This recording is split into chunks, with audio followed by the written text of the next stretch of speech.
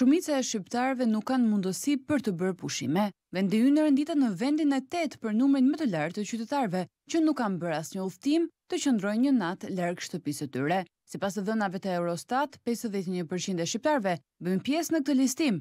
Shkaqet kryesore janë mundësitë ekonomike, të cilat përbëjnë 70% të rasteve. Më pas renditet gjendja shëndetësore me 3.2%, më pas ato familjare me 6.1% dhe në fund është arsyeja se ishin të angazhuar me punë apo me studime me 16.8%. Të dhënat i përkasin vitit 2021, sa i takon Evropës, 72% e bullgarëve nuk kanë bërë pushim në vitin 2022, edhe rumunët janë pak a shumë në të njëjtat nivele me 71.8%, më pas renditen italianët me 59.3%, grekët me 56%, portugezët me 54.5%, estonezët me 53.4% dhe kroatët me 51.8%. Ata që udhëtojnë më së shumti jashtë shtëpisë janë norvegjezët, ku vetëm 10.9% e popullsisë nuk kanë lëvizur për pushime, të pasuar nga suedezët me 17.8%. Bullgarët që ishin të parët për përqindjen e popullsisë që nuk shkon me pushime, duket se nuk kanë kohë ta bëjnë këtë.